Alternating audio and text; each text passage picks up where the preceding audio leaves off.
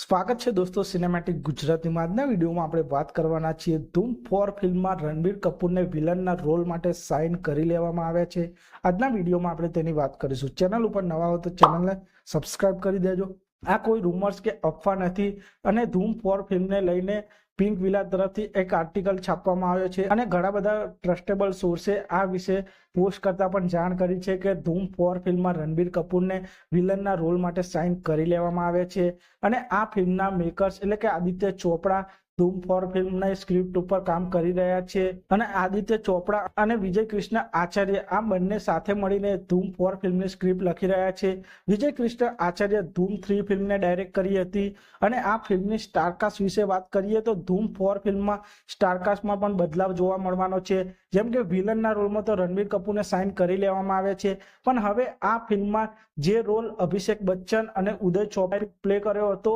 જેમ કે ધૂમના પહેલા ભાગમાં, બીજા ભાગમાં, ધૂમના ત્રીજા ભાગમાં અભિષેક અને ઉદય ચોપડાની જોડી જોવા મળી હતી, આ જોડી હવે ધૂમ 4 ફિલ્મમાં નહીં જોવા મળે અને આ બંનેની જગ્યાએ આદિત્ય ચોપડા બે નવા એક્ટરને સાઇન કરવા માંગે છે અને આ બંને નવા એક્ટરની એનાઉન્સમેન્ટ તેઓ 2025માં કરવાના છે। આમ ધૂમ 4 ફિલ્મમાં અભિષેક બચ્ચન અને ઉદય ચોપડાની પોપ્યુલર જોડી ધૂમ 4 ફિલ્મમાં જોવા નહીં મળે અને આ ફિલ્મમાં એક ફ્રેશ સ્ટારકાસ્ટ જોવા મળવાની છે। આ ફિલ્મથી તેઓ એક સિનેમેટિક યુનિવર્સ ઉભો કરવાના છે અને આ યુનિવર્સમાં વિલનો એક મહત્વનો ભાગ ભજવશે અને ધૂમ 4 ફિલ્મના શૂટિંગની વાત કરીએ તો આ ફિલ્મનું શૂટિંગ 2025ના અંતમાં શરૂ થશે અને ધૂમ 4 ફિલ્મ 2026 અથવા 2027માં સિનેમાઘરોમાં જોવા મળી શકે છે। તો આપ સૌ ધૂમ 4 ફિલ્મમાં રણબીર કપૂરને વિલનના રોલમાં જોવા માટે કેટલા એક્સાઇટેડ છો તે કોમેન્ટ કરજો અને આપ સૌ આવા જ પ્રકારના બોલિવૂડ, સાઉથ ફિલ્મોને લગતા વિડીયો જોવા માંગતા હો તો ચેનલને સબસ્ક્રાઇબ કરી દેજો, વિડીયોને લાઇક કરી દેજો અને જોતા રહો સિનેમેટિક ગુજરાત।